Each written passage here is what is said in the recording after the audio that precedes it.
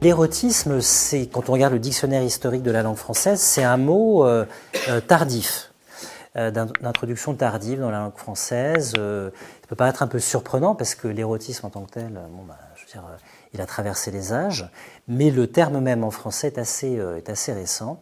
Sa première occurrence, c'est détectée en tout cas, c'est la fin du XVIIIe siècle, chez un écrivain qui s'appelait Rétif de la Bretonne. Donc voilà, ça vous fait une belle jambe, mais je vous le dis quand même. En revanche, l'adjectif érotique est un peu plus ancien, il date de la Renaissance, milieu XVIe siècle, et ça c'est pas anodin. Pourquoi ? Parce qu'à la Renaissance, on renoue, enfin on n'avait jamais totalement oublié l'Antiquité gréco-latine, mais on renoue un peu plus avec l'Antiquité gréco-latine, avec les textes de l'Antiquité gréco-latine. Et il y a une part des textes de cette Antiquité qui sont licencieux, en tout cas qui sont plus libres du point de vue de la sexualité que les textes, évidemment, du Moyen-Âge chrétien. Et surtout à la Renaissance, il y a ce qu'on pourrait appeler la réapparition du nu. Alors évidemment, nous on est habitués à voir peut-être des corps nus, une statuaire de nudité, mais la statuaire grecque, elle met en valeur la nudité du corps, mais cette nudité, elle avait été mise un peu sous le boisseau, même beaucoup sous le boisseau, durant le Haut Moyen-Âge et durant tout le Moyen-Âge. Il y a encore 2 chaises devant, si vous êtes tentés, je ne sais pas si non. D'accord. Et pourquoi ? Parce qu'on avait une peinture sacrée, assez hiératique, et le nu refait son apparition au moment de la Renaissance. Et il n'est pas anodin que le terme érotique arrive au moment de la Renaissance. Donc un renouveau de la nudité, une réapparition de l'érotisme dans les représentations graphiques, et donc ce mot qui advient. Alors, quelle est la définition de l'érotisme ? Je vous en propose une, elle est fondée sur les dictionnaires. L'érotisme, c'est tout ce qui suggère. Le mot de suggestion est important parce que la suggestion dans le domaine érotique, c'est un thème important, tout ce qui suggère, tout ce qui révèle, tout ce qui implique, tout ce qui accompagne le désir sexuel. Alors ça peut être beaucoup de choses, ça peut être des idées, ça peut être des fantasmes, des images mentales, ça peut être des sentiments, ça peut être des comportements, ça peut être aussi des situations qui sont jugées érotiques ou pas. Donc tout ce qui suggère, accompagne, révèle, ou tout ce qui est impliqué par le désir sexuel. Et dans un deuxième temps, est dit érotique, ou relevant de l'érotisme, les représentations, notamment les représentations graphiques, picturales, etc., de ces choses qui ont trait au désir sexuel. Alors, l'étymologie de l'érotisme, ça renvoie à un mot grec qui est très ancien, qui est éros. Alors éros, c'est un mot peut-être qu'on n'emploie plus beaucoup, c'est un mot qui a été beaucoup employé par la psychanalyse. Maintenant, on parle peut-être que le mot qui l'a remplacé, c'est le mot de libido, peut-être, qui est beaucoup plus courant. Mais l'éros, c'est un terme grec et on a l'habitude de distinguer 3 grandes formes d'amour chez les Grecs. Alors c'est un peu une simplification, il faut dire les choses comme elles sont. Il y a beaucoup plus de nuances, mais c'est une simplification qui a du sens parce que elle est réelle et même si on peut toujours affiner, il y a quand même 3 grands types d'amour qu'on peut discerner chez les Grecs. Il y a l'éros, le désir sexuel, l'amour. Il y a un verbe qui est erao, il y a un adjectif qui est érotikos en grec, donc voilà, le désir sexuel, pourrait-on dire. Il y a philia. Alors philia, on le retrouve en français, je ne sais pas si... Pour un exemple, si vous êtes germanophone, vous parlez allemand. Si vous êtes germanophile, vous aimez la culture allemande. Donc c'est le phil qui vient de philia. Philia, c'est un amour fait de tendresse, d'amicalité, c'est un amour social, pourrait-on dire. Et puis il y a un 3e type d'amour qui a un nom qui est agapé. Et agapé, c'est un amour plus désintéressé, plus universel et qui est tourné vers même la mystique, vers le divin. Donc ce mot d'érotisme renvoie, à la fois est assez récent en français, mais renvoie à quelque chose de très ancien, d'ancien dans la culture occidentale, et renvoie à une des 3 grandes formes d'amour qu'on trouve chez les Grecs. Alors, il y a, juste avant de commencer à vous interroger, il y a quand même 3 choses sur lesquelles je voudrais attirer l'attention. D'abord, il y a une ambivalence dans l'éros. Pourquoi ? Parce que quand on regarde les Grecs, on pourrait se dire, oui d'accord, c'est le désir, l'amour, notamment le désir sexuel. En réalité, c'est pas si simple que ça, parce que, et ça c'est toute l'ambivalence de l'érotisme, c'est qu'à la fois c'est quelque chose de très concret, de très physique, de très charnel, de très sexuel, Et en même temps, c'est quelque chose qui, si on le poursuit, peut mener vers quelque chose de totalement immatériel et de mystique. Je prends un exemple très classique pour les philosophes, c'est Platon. Platon, il écrit un célèbre livre qui s'appelle Le banquet de Platon, qui traite de l'amour. Et il y a un célèbre passage où Socrate dit « Mais on m'a enseigné le mystère de l'amour. Celle qui me l'a enseigné s'appelle Diotime, c'est une prêtresse. » Souvent, il l'appelle la prêtresse de Mantinée parce qu'elle habite la ville de Mantinée. Et donc, il dit, le secret de l'amour, je l'ai découvert, c'est quoi? Alors, je vous la fais très très bref parce que le propos n'est pas là. C'est que nous aimons la beauté. Le désir s'éveille, il recherche la beauté, d'abord la beauté des corps.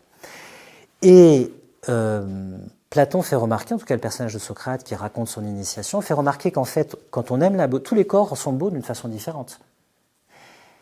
Je ne sais pas, même une œuvre d'art, elle est belle à sa façon. Ça veut dire qu'on aime une chose qui est une, la beauté, dans des choses qui sont multiples. Ça veut dire qu'en fait, ce qu'on aime, ce qu'on désire, l'éros, il est tourné vers une chose qui est présente partout et qui n'est jamais totalement dans chacune des choses où elle est présente. Ça veut dire quoi? Ça veut dire que si on suit la beauté qu'on désire, on va être amené à des choses qui ne sont pas du tout physiques. On peut aimer la beauté d'une âme. On peut dire d'une personne que c'est une belle personne. On va l'aimer pour sa beauté. Donc on va être amené non seulement à quelque chose d'invisible, qui n'est pas charnel ou physique, si vous voulez, et on va même être amené à des choses beaucoup plus immatérielles, comme la vérité. Il est beau de connaître la vérité, etc. Et dans ce parcours mystique, le personnage de Socrate finit même par dire qu'on peut contempler la beauté en elle-même. Donc vous voyez, première ambivalence, c'est que l'éros, c'est quelque chose de physique, quelque chose de charnel, de sexuel, mais chez les Grecs, c'est aussi quelque chose qui fait découvrir, je pose une première thèse, qu'en réalité, on est en quête d'absolu. Et que cet absolu, en tout cas c'est la thèse qu'on trouve chez Platon, cet absolu, oui, passe par le désir sexuel, ok. Il se découvre par le désir sexuel, mais son aboutissement n'est pas sexuel. Donc vous voyez la première ambivalence. Et puis j'aimerais pointer encore deux choses avant de commencer à vous interroger, c'est que c'est un vrai mystère l'érotisme, parce que souvent on se dit, bon, l'érotisme, je l'ai dit, c'est tout ce qui suggère, tout ce qui est lié au désir sexuel. Donc on se dit, mais c'est très simple. Il y a le désir sexuel, la libido, et donc il y a de l'érotisme, potentiellement en tout cas. Il faut déjà qu'il y ait la cause pour qu'il y ait son effet. Il faut au moins qu'il y ait du désir sexuel pour qu'il y ait une possibilité d'érotisme. Mais en réalité, les choses sont beaucoup plus compliquées que ça. Il y a un penseur contemporain français qui s'appelle Jean-Luc Marion, je ne vous ai pas mis un texte de lui, mais qui a écrit sur le phénomène érotique. Et il y a aussi un penseur dont le nom est coréen, même s'il vit en Allemagne, qui s'appelle Byung-Chul Han, qui a écrit là-dessus. C'est qu'en fait, on a constaté, alors je ne sais pas si c'est un constat que vous partagez, mais en tout cas les sociologues ont posé ce constat, c'est que la société contemporaine est beaucoup moins érotisée que les années 60-70. Quand on fait des enquêtes sur la sexualité, les gens font moins l'amour, ils éprouvent moins d'appétence sexuelle, il y a moins d'appétit pour le désir, il y a moins d'érotisme dans les relations et les rencontres, en tout cas statistiquement, selon les études de ces sociologues et de ces psychologues sociaux. Et la remarque de Jean-Luc Marion et donc de Byung-Chul Han, quand on lit leur livre, c'est que c'est parce que notre société n'est pas érotique, ou n'est plus érotique, qu'il n'y a plus de désir sexuel, ou moins de désir sexuel. Ça veut dire quoi? Ça veut dire qu'il ne faut pas partir du désir sexuel pour essayer de comprendre l'érotisme. Il faut partir de ce qu'est l'érotisme pour comprendre le désir sexuel. Ça, c'est une première... Après l'ambivalence que j'ai posée, peut-être que la sexualité est une entrée dans le désir, mais que l'aboutissement n'est pas sexuel.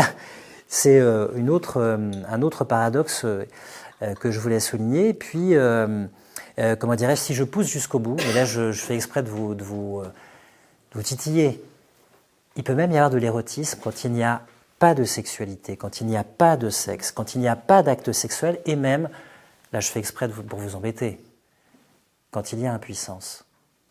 Je vous prends quelques exemples. Alors, il faut attirer de la littérature et du cinéma. Je commence par le cinéma parce que c'est peut-être ce qui est le plus près de nous. Je ne sais pas si vous connaissez le film Le Bel Antonio avec Claudia Cardinal et Marcello Mastroianni. Vous savez, il est très très beau. Alors, en tout cas, il est réputé tel. C'est comme ça dans le roman qui est un roman de la fin des années 40, qui réagit d'ailleurs à la période viriliste mussolinienne. C'est un homme impuissant. Il est très beau, mais il est impuissant. Il y a de l'érotisme dans ce film.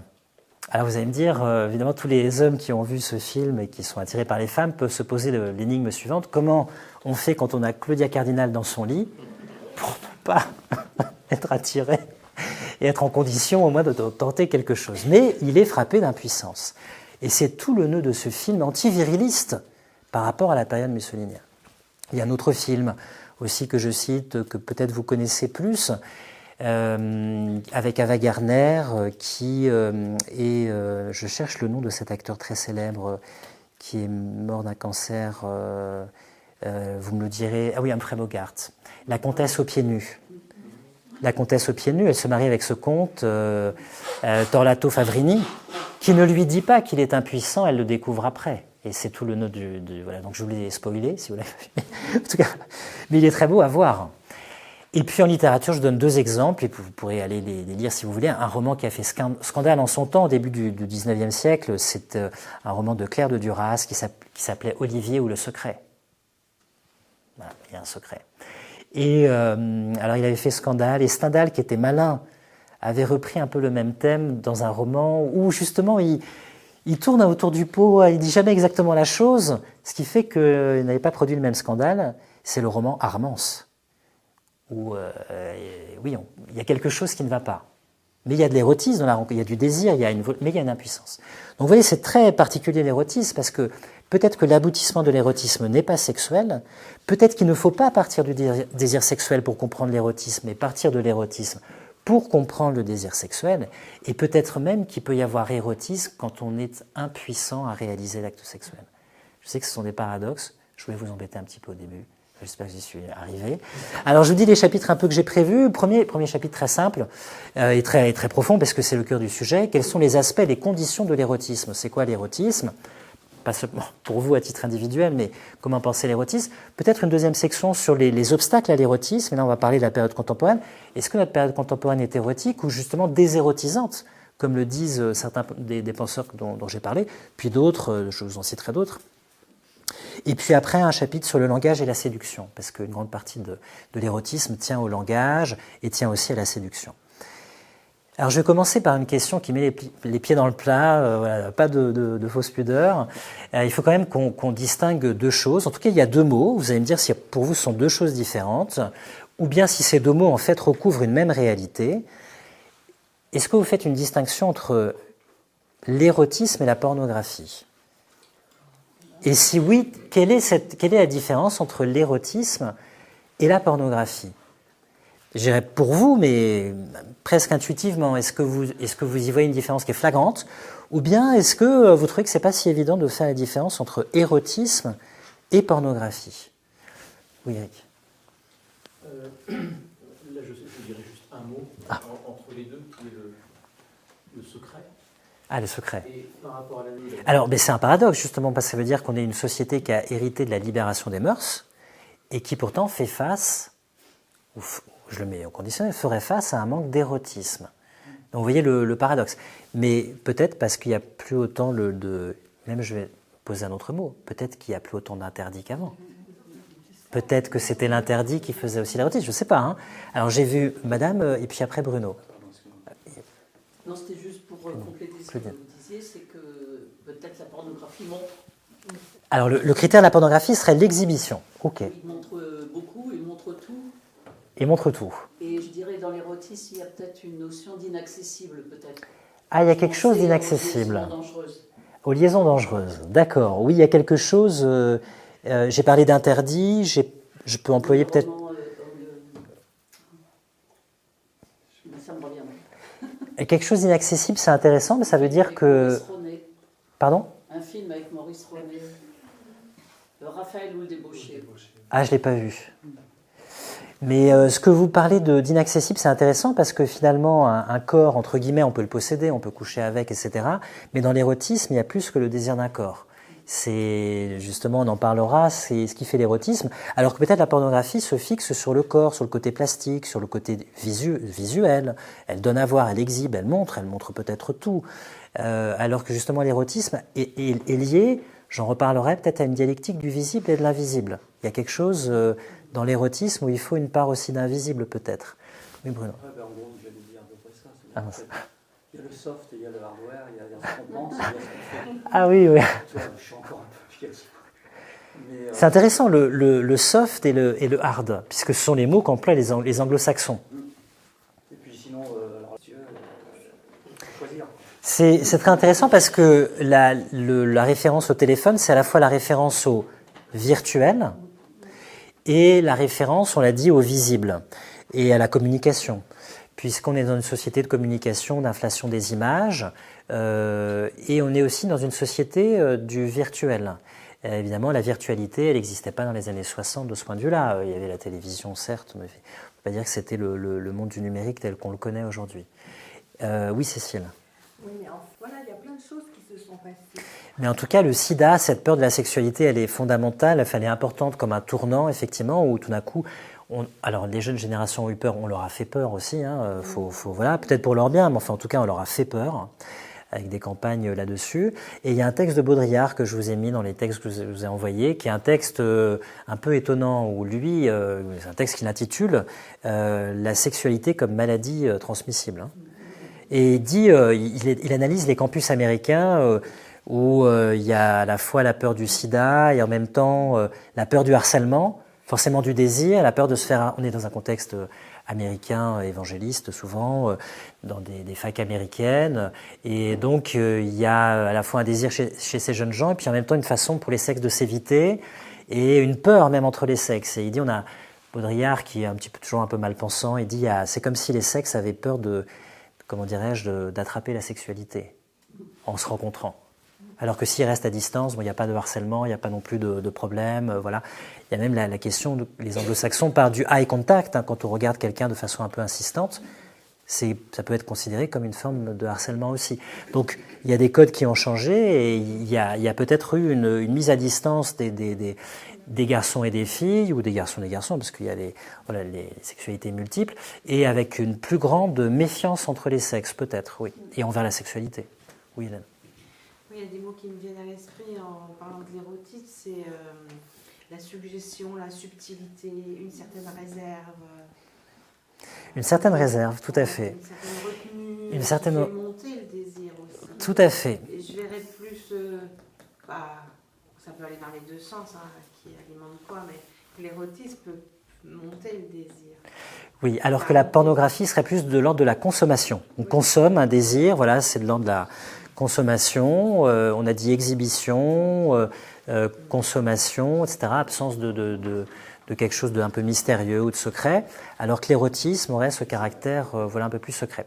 J'ai parlé tout à l'heure d'interdit, j'y reviendrai. Est-ce que pour vous, l'érotisme, puisque si la pornographie c'est voir, montrer, exhiber, etc., est-ce que l'érotisme c'est laisser entrevoir ? Est-ce que c'est une notion qui fait sens pour vous ou pas ? On parlait de suggestion ou pas ? Est-ce que l'érotisme, si l'érotisme est un art, hein, est-ce que c'est un art de laisser entrevoir ou, je dirais, même de se faire désirer, même de se faire attendre peut-être, qui s'oppose justement à la consommation du désir ? Oui, Sylvia. Oui, pour moi, oui. Clairement, oui. C'est finalement...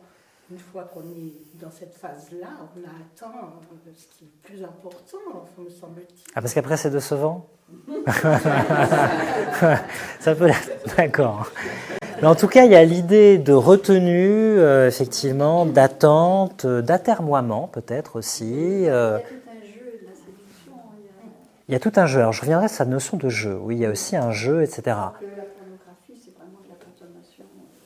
Oui, peut-être dans la pornographie, ce qui manque, c'est le jeu, peut-être. C'est l'attente, la retenue, c'est aussi la sensualité aussi.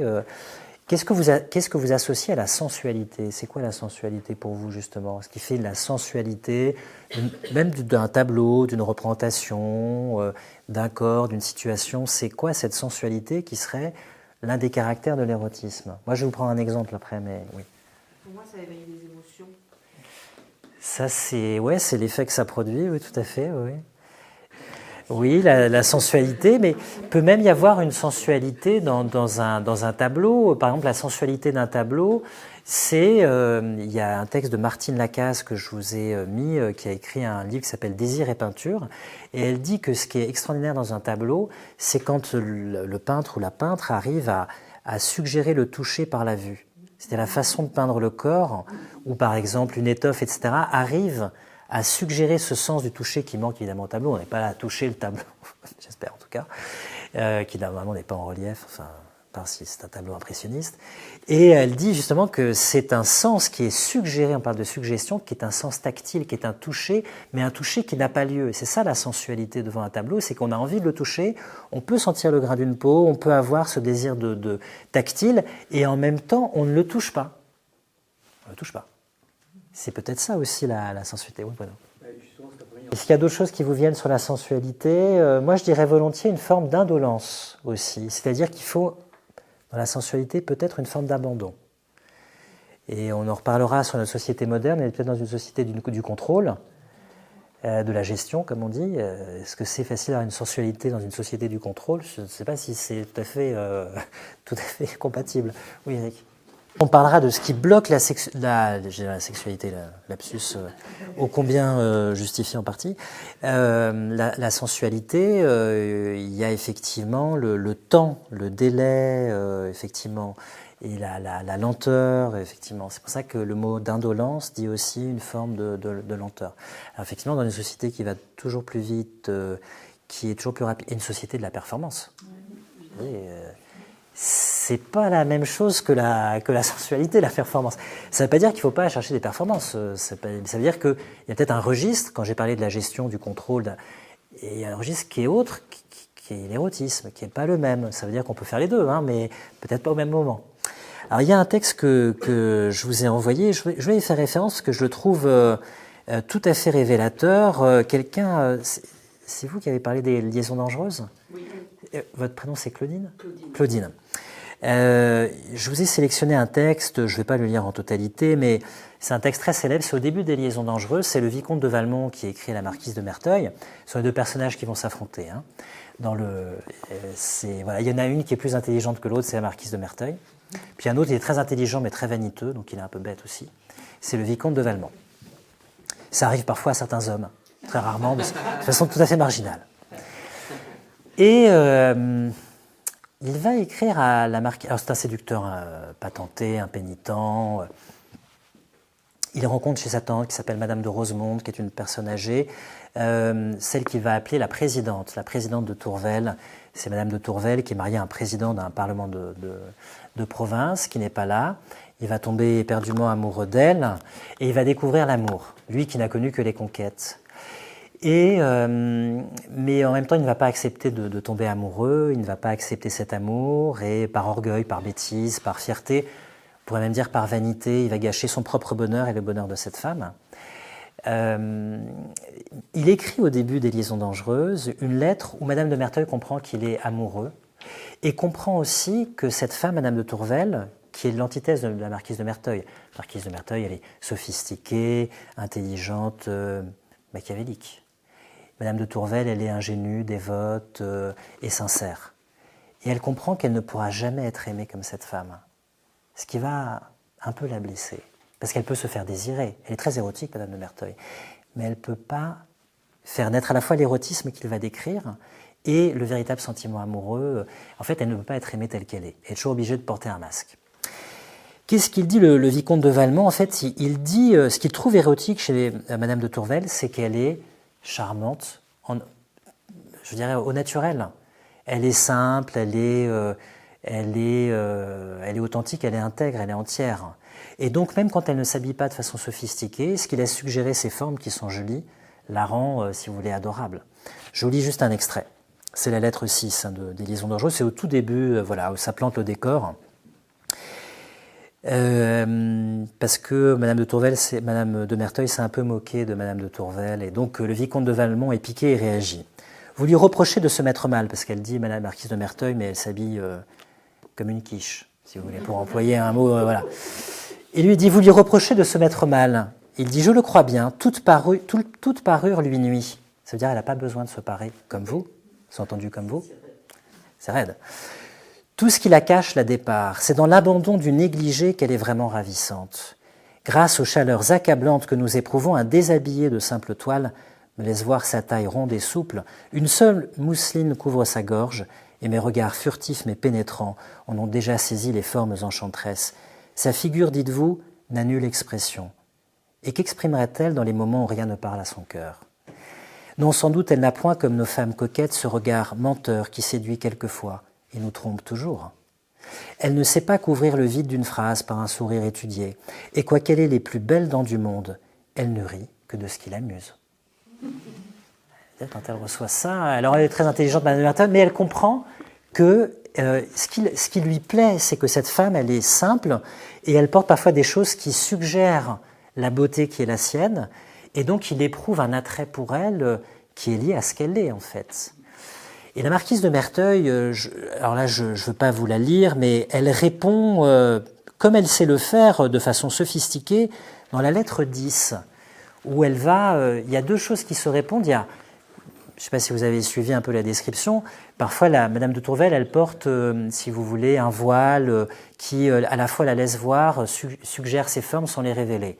Et Madame de Merteuil va raconter au vicomte de Valmont comment, pour séduire son amant, elle porte un déshabillé, si vous voulez, tout à fait suggestif. Et donc on a deux types d'érotisme, un érotisme sophistiqué, étudié, qui est celui de la parure et de l'apprêtement, ça c'est Merteuil, et un érotisme simple et ravissant, qui est celui de Madame de Tourvel, qui simplement, comment dirais-je, a une beauté, mais qui ne se laisse simplement suggérer. Donc ça, c'est au début du roman, c'est vraiment pour ce côté de laisser entrevoir. Alors tout à l'heure, il y a un mot qui a été lâché, c'est le mot fantasme. Enfin, c'est moi qui l'ai lâché, hein, parce que Sylvia, vous parliez d'imagination. Si je vous dis que dans l'érotisme, le fantasme est plus important que la réalité, vous seriez d'accord ou pas?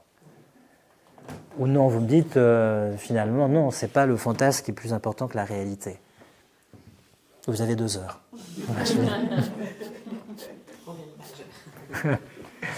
Je peux tourner la question autrement. Je peux vous poser la question autrement. Est-ce que, mais un petit peu dans la suggestion de Sylvia, est-ce que finalement, ce qui est le plus érotique, ça n'est pas, on parlait de consommation dans la pornographie, ça n'est pas le moment de consommation du désir, mais c'est le moment qui précède cette consommation.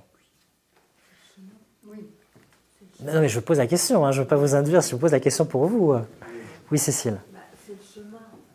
C'est le chemin qu'on fait pour atteindre. Ouais. Et puis après, ça m'interroge. Alors, c'est une bonne question, parce que moi, je vous ai mis un extrait de Simone de Beauvoir, Le deuxième sexe, où elle fait une critique au vitriol, elle fait une critique de plein de choses, hein, Simone de Beauvoir, elle fait une critique de Freud, elle fait une critique de la façon dont on éduque les petites filles. Et dans l'extrait que je vous ai mis, alors il y a bien sûr la célèbre phrase, on ne naît pas femme, on le devient, mais il y a aussi la critique de la relation de la petite fille à la poupée qu'on met entre ses mains. Puisque pour Simone de Beauvoir, d'une certaine façon, l'enfant, le garçon masculin dans la société de son temps, en tout cas, est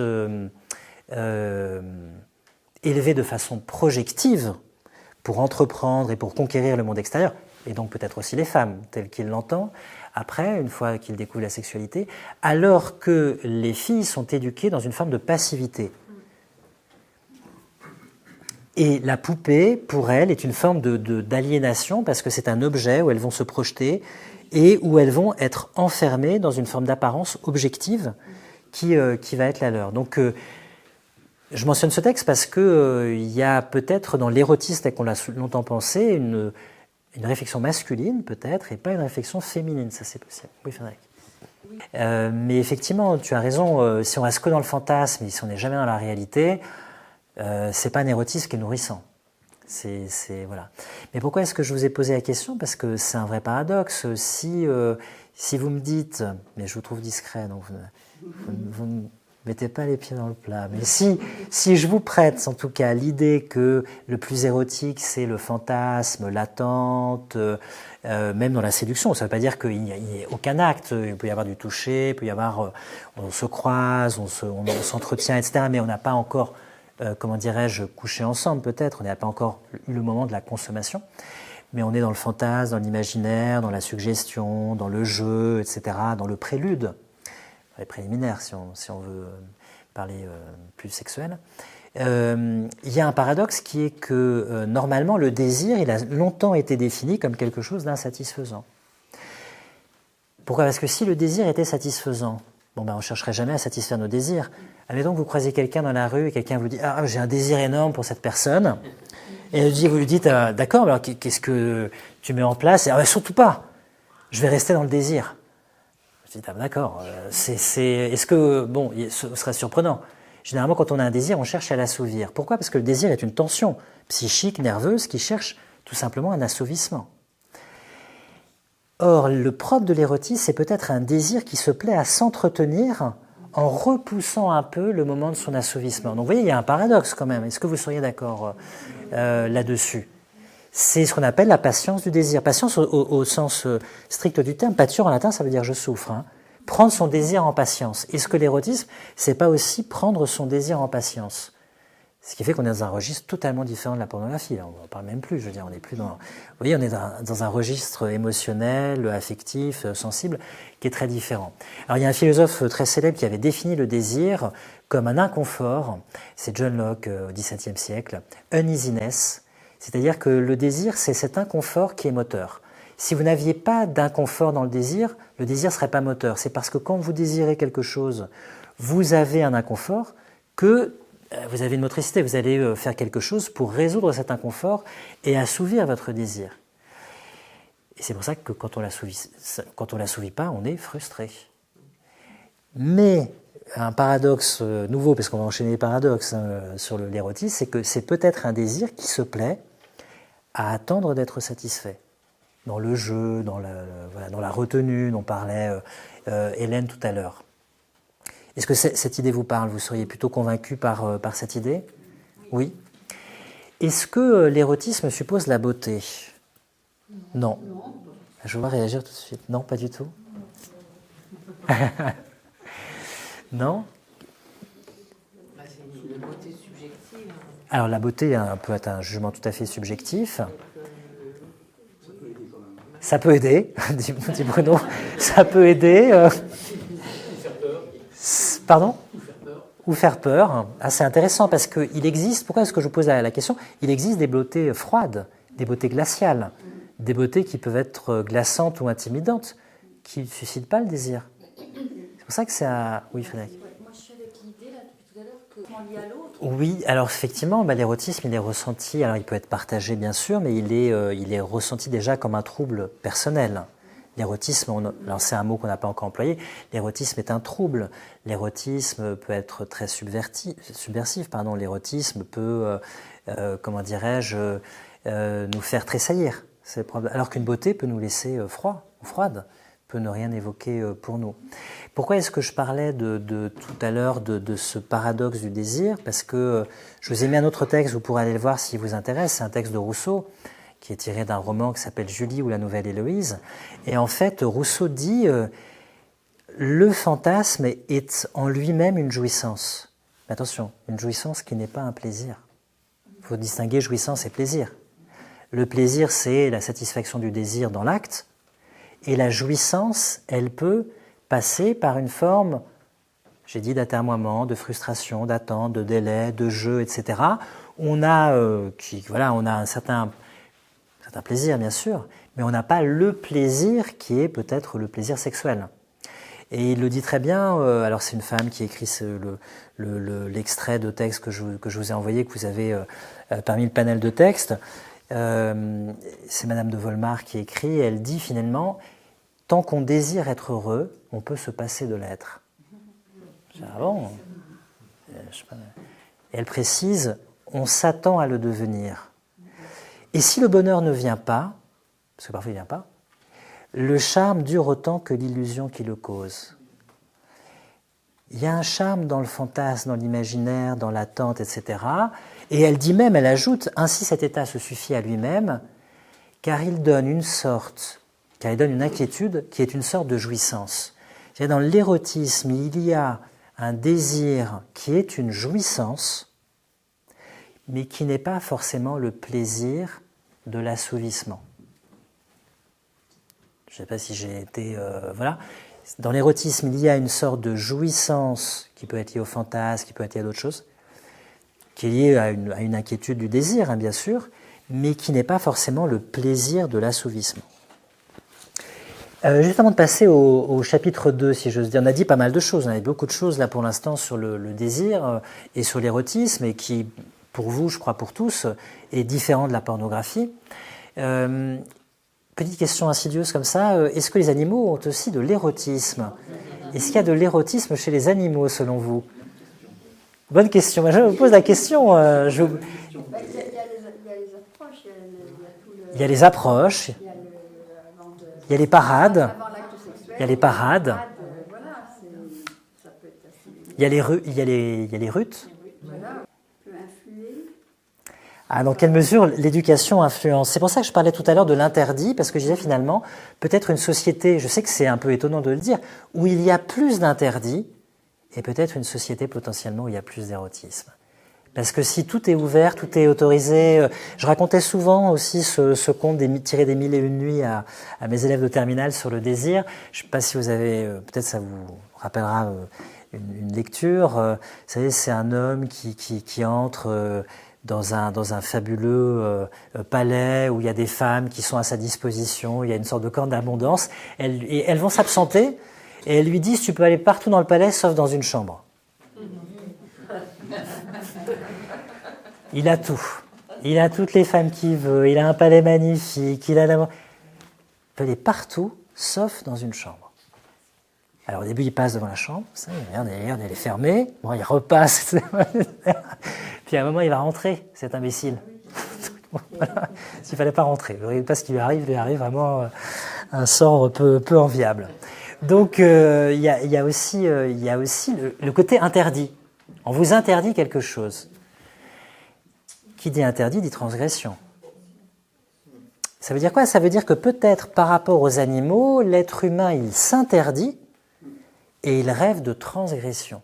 Pour interdire, il faut dire un interdit, c'est d'abord une loi, quelque chose qui a été déclaré comme tabou, comme etc. Peut-être que la différence, je dirais, qualitative entre l'érotisme des animaux, leurs parades, leurs approches, leurs affrontements même, un petit peu de, comment dirais-je, de séduction, leurs recherches, etc. Et l'érotisme humain, c'est que dans le monde humain, il y a des interdits, des lois, des règles, une éducation, et il y a des transgressions. Donc on peut fantasmer la transgression, on peut l'attendre, on peut être sur le fil de la transgression, on peut jouer avec la transgression. Vous savez, c'est la catégorie que les psychanalystes appellent l'incestuel. C'est l'incestuel, c'est pas l'incestueux, hein. C'est quand un jeune homme couche avec une femme qui pourrait être sa mère, mais qui n'est pas sa mère. On a un président actuellement. Ou une jeune femme qui couche avec un homme qui pourrait être son père, mais qui n'est pas son père. C'est ce qu'on appelle l'incestuel, c'est-à-dire qu'il y a une transgression fantasmée, consciente ou inconsciente, qui est liée à la structure de la parenté. Hein. Le père va avec la mère, le fils et la fille sont d'un ordre différent, mais dans ce croisement, ce chiasme du désir, il y a, consciemment ou inconsciemment, une transgression qui peut-être peut faire l'érotisme d'une rencontre, qui n'est pas dans les convenances, qui n'est pas dans, dans ce qui se fait d'habitude. Donc peut-être qu'il y a cette distinction entre l'érotisme animal et l'érotisme humain. Et puis il y a un penseur très célèbre qui s'appelait Baudrillard, qui a écrit L'érotisme, un livre sur l'érotisme qui est apparu dans les années 50, 1957.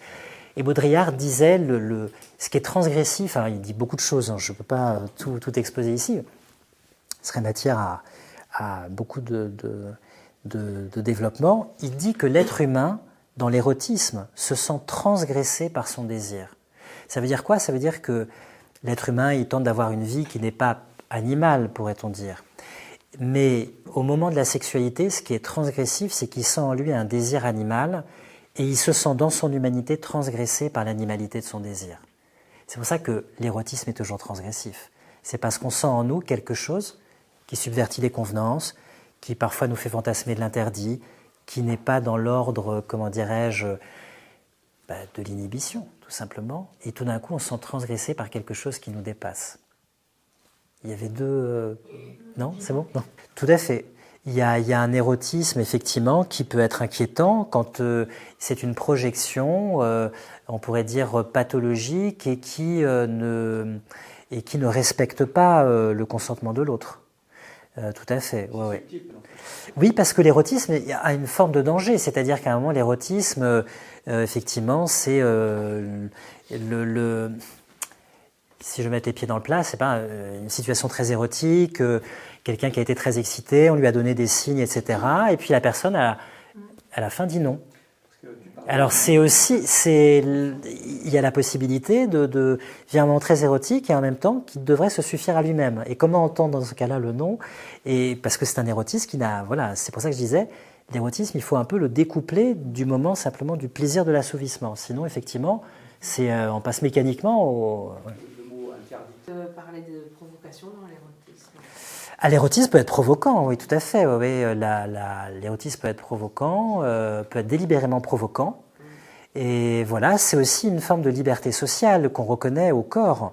C'est-à-dire jusqu'où dans une société on reconnaît à une personne la possibilité de mettre en scène, comment dirais-je, son désir et son corps, de suggérer, moi je pense à une blague de Louboutin qui avait offert des escarpins rouges à une femme, et cette femme elle était très contente parce qu'elle produisait beaucoup d'effets, et elle disait pour les hommes c'est comme un feu vert. C'est-à-dire que voilà, c'est-à-dire vous pouvez, mais c'est une provocation, mais dans l'espace social. Voilà, mais jusqu'où on permet effectivement d'être provoquant, attirant, etc. C'est aussi une liberté sociale, l'érotisme, et pas simplement quelque chose qui relève de la sphère domestique ou privée. Alors je voulais passer, mais Cécile, tu pourras t'exprimer là-dessus, à cette deuxième section qui est qu'est-ce qui empêche, qu'est-ce qui inhibe l'érotisme, supposément en tout cas dans notre époque contemporaine. Est-ce que les modalités de rencontre permettent l'érotisme dans notre époque contemporaine ou pas? Non, mais je pose la question. Si je... Les rencontres, c'est sur les sites, alors. Ah ben, est-ce que peut y avoir... alors, alors, avant d'en venir au site, parce que les sites, c'est presque trop facile, trop simple. Si je vous parle du speed dating, je ne sais pas si quelqu'un a participé à des speed dating ici. Alors, moi, j'ai pas participé. J'aurais volontiers participé à un moment quand j'étais célibataire. Je me suis dit pourquoi pas. C'est peut-être un moyen intéressant et contemporain de rencontrer. Bon, j'ai pas fait la démarche pour tout un tas de raisons, mais j'avais considéré les choses. Je m'étais dit, tiens, est-ce que c'est pas un mode contemporain de rencontre? Donc, je peux pas en parler parce que j'ai pas fait expérience. Mais est-ce qu'il peut y avoir dans le speed dating de l'érotisme? Vous voyez, c'est dans ce type de rencontre, dans cette modalité qui est tout à... C'est rapide, mais c'est efficace. Il y a ce qu'on appelle le coup de foudre. Vous avez 3 minutes pour faire... Ça peut être le coup de foudre, pas l'œil. Voilà. Ça peut être un coup de foudre. Dans ce cas-là, on n'a pas besoin de délai. En sachant que le speed dating, Quelque chose qui se passe, effectivement. Mais je mentionnais le speed dating parce que ça me semble correspondre un peu à notre esprit contemporain. On n'a pas le temps. On va maximiser les chances de rencontre. Voire même la mode chez les Américaines, de faire plusieurs dates dans la journée. Et moi, je me souviens que j'avais parlé à un Américain qui n'était pas content parce qu'il avait eu un date à 18h. Et la fille avait eu un date, voire 2 avant, à 14h à 16h. Donc elle enchaînait, c'était le samedi. Elle avait un boulot très très prenant. Et donc le samedi, de nouveau, c'est une journée de boulot. On enchaîne les dates pour éventuellement rencontrer quelqu'un. Avec un métier très très prenant, donc le soir elle était crevée, donc le week-end on investit, il y a les séances de sport et les rencontres, donc plusieurs dates dans l'après-midi, et je disais mais pourquoi est-ce que t'es pas content? Et il me disait mais parce qu'en fait elle a sans doute un date à 20h, 21h, et c'est plus tu montes, plus tu t'approches de l'heure du coucher, plus t'es dans la hiérarchie, tu es bien noté. Et donc, alors évidemment, ça veut dire aussi, non mais les Américains ont ce mérite d'être pragmatiques, ça veut dire qu'on est en concurrence, parce qu'il ne faut pas se leurrer, quand on est célibataire, quand on se rencontre, on est aussi en concurrence avec d'autres. La planète n'est pas désertée, on n'est pas la seule ou le seul. Ils l'assument, on est dans une concurrence, il va y avoir comparatif, la personne n'a pas beaucoup de temps pour comparer, donc elle va mettre en concurrence, si je veux dire, les personnes, et elle va faire son choix dans un temps qui est contracté par son activité professionnelle. Alors ça n'empêche peut-être pas l'érotisme, mais évidemment, d'emblée, on est dans un univers qui est contemporain, qui n'est pas l'univers des sociétés passées, qui avaient aussi leur pesanteur et leur côté tout à fait négatif. Je peux vous dire que dans un village au XIXe siècle de la campagne française, on vivait dans un érotisme furibond, qu'on était, je ne suis pas en train de vous faire l'éloge voilà, les gens vivaient comme ils pouvaient aussi. Donc, c'est-à-dire qu'avant, il y avait aussi les mariages arrangés. il y avait les mariages arrangés. Il n'y avait pas d'érotisme. Une façon, quelque part, Tout à fait. Non, je pensais à la société contemporaine et j'essayais de trouver les causes peut-être de ce constat dont on est parti, que font certains sociologues, qu'on est dans une société moins érotique qu'avant, voire désérotisée. J'avais pensé aussi au rapport au temps. Est-ce que prendre le temps, c'est encore possible aujourd'hui? Le temps est une denrée rare, le temps, voilà, on s'accélère. Est-ce que prendre le temps, c'est encore quelque chose qui est possible? Est-ce que voilà, s'inscrire dans le temps, c'est encore quelque chose d'acceptable, même socialement? Ou alors, je sais pas, faire attendre, c'est quelque chose qui n'est, je dis pas que c'est plus audible, mais que c'est plus dans les mœurs, tout simplement. C'est quelque chose qui se fait plus. Que maintenant, il y a un timing plus serré pour passer à l'action, si j'ose dire. Il y a un timing, un délai. L'érotisme a évolué aussi différemment. Peut-être que l'érotisme a évolué, oui. L'érotisme d'hier et celui d'aujourd'hui ne sont pas sur les mêmes normes. En fait. Oui, oui. C'est comment on les module, comment on les modèle, et chacun aussi a sa propre façon d'être dans l'érotisme.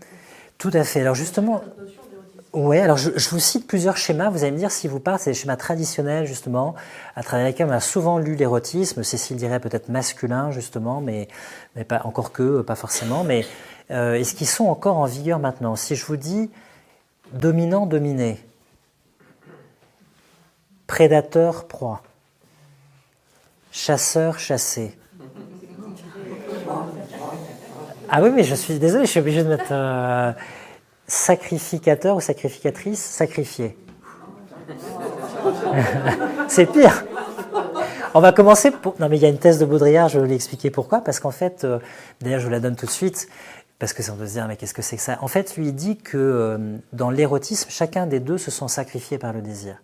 C'est-à-dire qu'en fait, chacun des deux va vers l'autre en pensant à soi, mais en fait, c'est en chacun d'eux quelque chose de plus qu'eux-mêmes qui les fait se rencontrer, et ils sont, entre guillemets, sacrifiés par leur désir à une puissance qui les dépasse, qui est la puissance de la vie. Donc c'est chacun d'entre eux, à l'intérieur d'eux-mêmes, qui est sacrifié par ce désir. C'est-à-dire que ce désir, il les met en péril, et en virtualité de mort. Pourquoi est-ce que Baudrillard dit... alors évidemment, il pense à l'hétérosexualité, donc ça ne marche pas dans l'homosexualité. Il dit il y a une mort virtuelle dans l'accouplement, parce que dans l'accouplement, il y a toujours la possibilité de générer un nouvel être qui, d'une certaine façon, est notre mort symbolique, puisque c'est une perpétuation de la vie qui passe par l'obsolescence de nous. Et donc il dit l'érotisme, c'est un mouvement de chacun des deux, ou de plusieurs, hein, pas que deux, qui vont les uns vers les autres, mais qui sont sacrifiés à quelque chose de plus grand qu'eux. Donc c'est pas non plus... c'est pas non plus... Mais si je vous dis chasseur, chassé, proie, prédateur, ça vous semble quelque chose de parlant ou pas? C'est un modèle. Conquête, si je vous parle de conquête, parce que c'est un mot qui... Pardon? Don Juan, Casanova. Mais attendez, une femme peut être fatale, elle peut conquérir. Il n'y a pas qu'un homme qui... Il n'y a pas qu'un homme qui fait des conquêtes, il n'y a pas que... Si on est dans le jeu, on peut conquérir. Alors une femme peut aussi conquérir les cœurs, les esprits. Il n'y a pas que Don Juan, il n'y a pas que les hommes, il n'y a pas que ça. Mais je vous pose la question, pourquoi? Parce que ce sont des catégories traditionnelles, et peut-être qu'elles sont maintenant obsolètes, qu'on ne les accepte plus, qu'elles sont plus opérantes, qu'on ne veut plus en entendre parler. On peut l'entendre de façon un petit peu lugubre, fait divers. Mais moi, j'entendais plutôt dans le jeu. Est-ce que je file un peu la métaphore? Il y a deux façons de conquérir quelqu'un dans la séduction. Il y a la façon active, entreprenante, etc. Puis il y a la façon de prendre quelqu'un dans ses filets. Mais finalement, c'est aussi fort, voire plus puissant que l'autre. Il est obligé de déployer de l'effort, de l'énergie, etc. Et l'autre vous attire sans déployer. Et ça, c'est voilà. Donc c'est pour ça que je parlais de cette symbolique de la chasse, ou symbolique simplement je parlais des filets, de la pêche, etc. Moi, j'avais une grand-mère qui me disait « on n'attrape pas les mouches avec du vinaigre ». Alors, c'était les expressions de grand-mère. Elle me disait « il va falloir prendre soin de soi, s'apprêter un petit peu, se présenter, etc. » Donc, elle me disait « il y a quand même des choses traditionnelles qui valent toujours peut-être ». Oui, Michel. Les codes ont changé, comme disait Mademoiselle, les codes ont changé, et donc peut-être qu'il y a des approches aussi qui sont plus permises. C'est Catherine Deneuve qui parlait du droit d'importuner pour les hommes, ce qui a fait un petit peu scandale, parce qu'elle dit, mais il faut bien à un moment courir le risque, quand on va à la rencontre de l'autre, peut-être, de l'importuner, de ne pas tomber au bon moment, de ne pas être la personne attendue. Ça peut arriver aussi. Oui, Eric. Par contre, l'érotisme, sa poésie. Tout à fait. Alors il faut dire quand même, pour rendre justice à la tradition, de ne pas trop la caricaturer, que le dieu de la chasse, c'est une femme. C'est Diane, qui vit justement nue dans les bois. Et c'est elle la déesse de la chasse. Et quand Action tombe sur elle, le pauvre Action, lui, il tombe sur une fille qui est incroyable, qui est nue dans les bois, il la regarde. Quand elle voit qu'elle est regardée, elle le transforme en cerf. Pauvre bougre, il était là. Donc il y a aussi, les femmes peuvent aussi se projeter comme étant dans une perspective de conquête, etc. Mais tu as raison, voilà, tout est aussi dans le tact et puis la façon de le mettre en œuvre aussi maintenant, oui, tout à fait. Tout à fait. Alors ça me permet de faire suite à la remarque de Mademoiselle, parce que l'érotisme est un jeu. Et quand il est fondé sur la complicité, la connivence, là on peut avoir un jeu de rôle. Alors ça peut être dominant-dominé, ça peut être les choses que j'ai citées avant. Si c'est consenti et si ça fait partie d'un jeu érotique, d'un jeu de rôle, on est dans le domaine à ce moment-là du jeu. Alors Michel, tu évoques le trou de serrure, il y a aussi dans l'érotisme quelque chose qui est que parfois une personne est d'autant plus désirable pour nous qu'elle est désirée par les autres. Je ne sais pas si ça vous est déjà arrivé comment dirais-je, pas à vous simplement à titre personnel, mais de constater qu'une personne devient désirable aux yeux des autres, c'est-à-dire éveille ou suscite le désir, parce qu'elle concentre le désir d'autres personnes.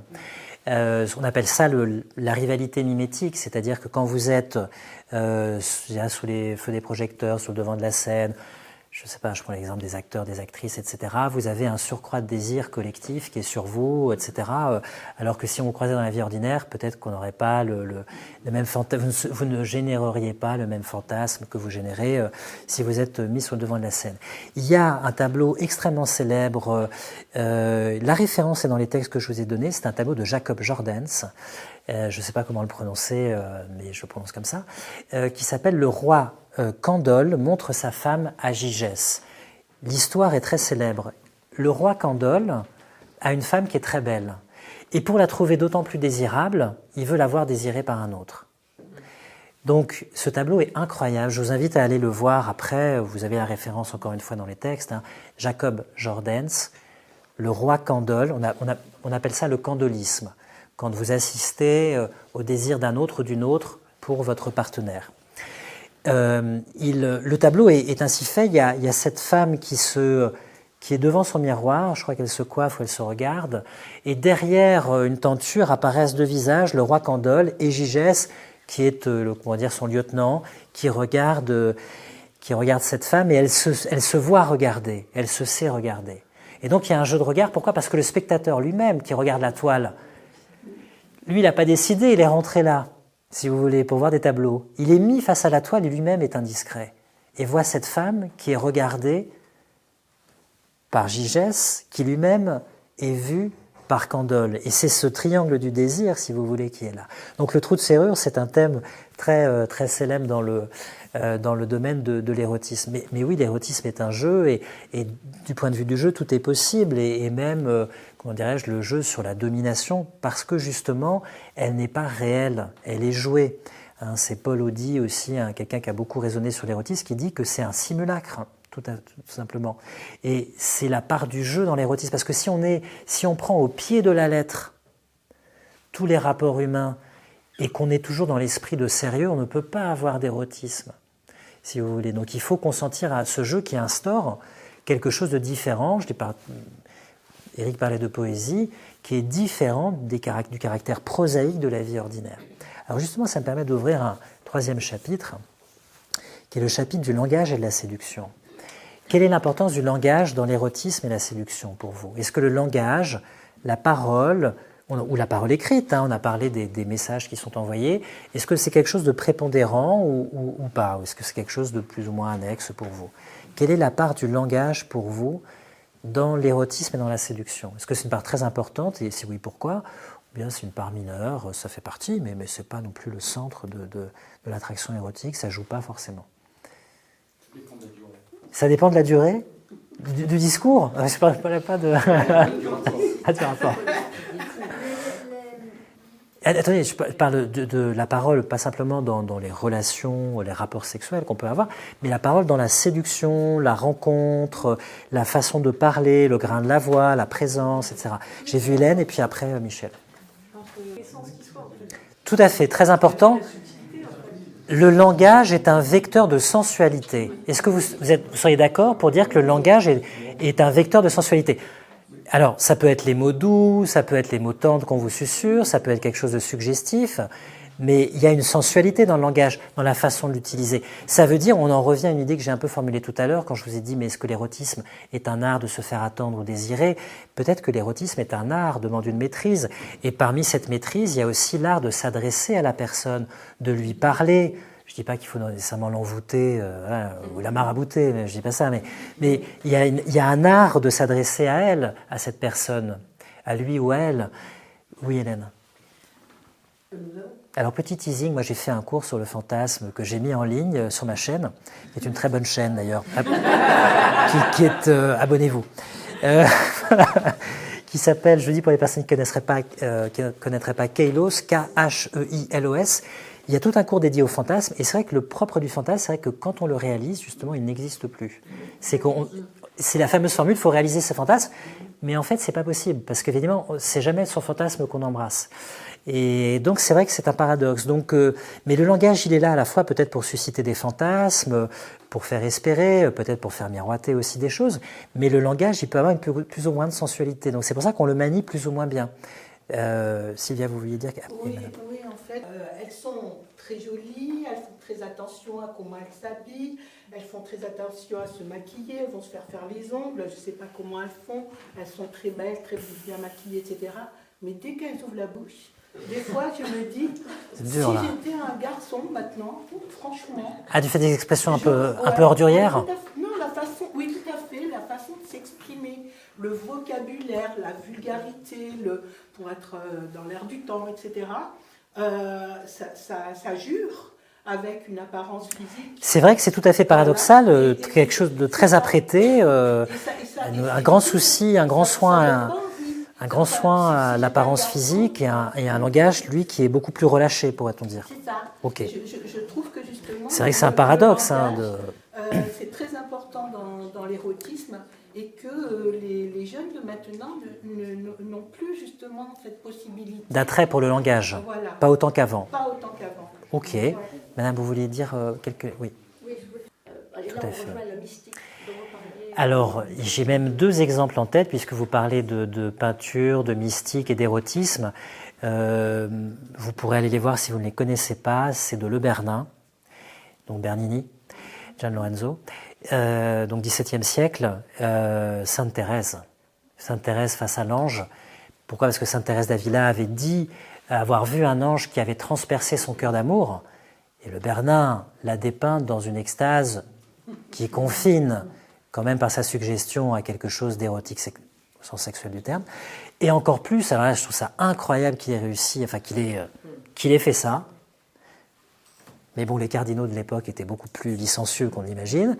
C'est Ludovica Beata Albertoni, qui est sculptée par Le Bernin. Alors là, elle est alitée, elle a un coussin sous sa tête, elle se touche les seins, la poitrine, et elle vit une extase, pareil, qui confine peut-être à l'orgasme. Enfin, il y a quelque chose d'incroyable. Donc, si vous voulez aller voir vraiment de Le Bernin, Ludovica Beata Albertoni, et puis Sainte Thérèse qui est devant l'ange, qui est tout à fait extatique parce que son cœur est transpercé d'amour.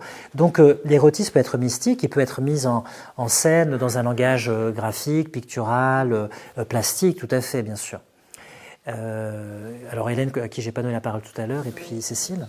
Le mystère, c'est intéressant parce que quelque chose qui est suggéré peut-être d'une énigme ou d'un mystère, quelque chose qui, là encore, à la fois qui se montre, que la personne est présente, elle est là, etc., et quelque chose qu'il y a à découvrir, qui n'est pas tout à fait exhibé, etc. Et Sylvia, vous parliez du mystère des jeunes filles, évidemment, c'est la théorie du sexe caché. Les hommes ont un sexe extérieur et les femmes ont un sexe plutôt intérieur, même si évidemment tout n'est pas intérieur, mais c'est la théorie du sexe caché qui est très importante pour apprécier un bon repas, oui. sentir une fleur. L'érotisme, c'est aussi dans l'art de vivre. C'est aussi dans l'art de vivre. C'est dans le fait dans la volupté, qui est un mot qu'on n'a pas encore prononcé, on n'est pas obligé de tomber dans la lascivité, de vous avachir comme ça sur votre sofa en présence de vos enfants, etc. Mais c'est cette sensualité, cette volupté, ce plaisir pris à un bon vin, à une nourriture agréable, un bon repas, une caresse, une embrassade. Voilà, il y a quelque chose de voluptueux, déjà, il y a un climat chaleureux. Et ça me fait penser à des remarques de Baudrillard dans la société de consommation, et dans un livre qui s'appelle Stratégie fatale, je vous ai donné d'ailleurs un extrait, c'est qu'il dit finalement l'univers contemporain, c'est un univers du fonctionnel et du froid. Pensez au design. Et il dit les objets du monde moderne, ils exhibent leurs fonctions, ils doivent répondre à des fonctions qui sont visibles et, comment dirais-je, objectivables. Alors qu'on a ici des objets plus anciens. Un objet ancien avait son mystère. Il avait parfois un fond, un double fond. Il avait des tiroirs. C'est-à-dire qu'il n'exhibait pas tout entier les fonctions qui étaient les siennes. Donc l'univers du design, qui est l'univers du lisse, l'univers du cool, comme disent l'univers du froid en fait, assez anglo-saxon pourrait-on dire, c'est l'univers du fonctionnel, alors que l'érotisme, c'est l'univers peut-être du mystère, du double fond, de l'intériorité, de quelque chose qui est à pénétrer, si j'ose dire, comme un secret, comme un mystère. Parce qu'une femme peut aussi vouloir pénétrer un secret, il n'y a pas qu'une symbolique purement sexuelle ou phallique, si j'ose dire. Donc on est dans ces choses-là. Alors pourquoi j'ai parlé du langage? Parce que quelqu'un m'a cité Don Juan tout à l'heure. Il y a un opéra de Mozart qui est Don Giovanni, qui est très célèbre. Et que fait Don Juan pour séduire cette pauvre Zerlina qui est une fille du peuple, qui est impressionnée face à Don Juan, qui est un grand seigneur? C'est qu'il va lui dire ce qu'elle veut entendre. C'est ça aussi la séduction, malheureusement. Il peut y avoir un langage érotique, mais trompeur. Et c'est le fameux passage, peut-être vous l'avez en tête, peut-être vous pouvez le réécouter. La ci darem la mano. La ci darem la mano, c'est il lui promet le mariage. Là, on se donnera la main. Là, tu me diras oui. C'est-à-dire que c'est un langage un peu hypnotique, un peu hypnotisant, où il lui suggère ce qu'il a. Alors, il lui dit ce qu'elle attend qu'on lui dise. Et il suggère ce qu'il attend qu'elle lui dise, à savoir oui. Là, on se donnera la main, là, tu me diras oui. Donc, il met déjà dans son esprit. Donc, il peut y avoir un langage aussi érotique et trompeur. Vous avez un texte que je vous ai mis d'un auteur de l'Antiquité qui est Gorgias. Alors, il dit ça dans un célèbre texte qui s'appelle Éloge d'Hélène. Vous savez, Hélène, c'était Hélène de Troie. Si j'ose dire, en fait, elle n'était pas de Troie, justement, c'est tout le problème. Elle s'était mariée avec un roi qui s'appelait Ménélas, et comme c'était la femme la plus belle de Grèce, elle avait choisi Ménélas, et Ménélas avait fait jurer à tous les autres rois de la Grèce de lui prêter assistance si jamais on lui volait sa femme. T'es pas bête, quand même. Et ce qui se passe, c'est que la déesse de la discorde, qui s'appelle Eris en grec, je vous passe les circonstances. Elle jette une pomme sur laquelle il y a marqué « à la plus belle ». Et donc, la plus belle, il y a 3 déesses qui disent « bon, c'est moi ». Donc, il y a Héra, évidemment, la femme de Zeus, de Jupiter, il y a Athéna, et puis il y a Aphrodite. Donc, chacune regarde la pomme, se dit « bon, cette pomme, c'est quand même pour moi ». Et donc, elles vont choisir quelqu'un pour les départager, qui est Paris. Et Paris va devoir trancher entre ces 3 déesses, et elles vont toutes lui promettre quelque chose. Athéna, pareil, je disais, la déesse de la chasse est une femme, la déesse de la guerre est une femme. C'est Athéna, déesse de la stratégie. Mars et Arès, ce sont des dieux de la guerre, mais pas au sens de la stratégie. C'est une femme, le dieu de la guerre. C'est Athéna. Elle lui promet les victoires à la guerre, Héra lui promet des empires, et Aphrodite, c'est la plus maligne. Elle arrive, elle lui dit « je te promets la plus belle femme du monde ». Et ce Cornio, qu'est-ce qu'il choisit? La plus belle femme du monde, donc ça va poser un problème. Et dans l'une des versions du mythe, elle lui donne un langage si séduisant qu'Hélène l'a suivi, elle a commis l'adultère et elle a été emportée vers Troie, ce qui va causer la guerre de Troie. Et Gorgias écrit un éloge d'Hélène pour l'innocenter en disant « la puissance du langage est telle est si forte que la personne qui est séduite n'est pas responsable de la séduction. Si vraiment l'envoûtement a été une emprise, on dirait un ascendant, une emprise si vous voulez. Donc je vous conseille de lire cet extrait de texte que je vous ai choisi qui est assez incroyable.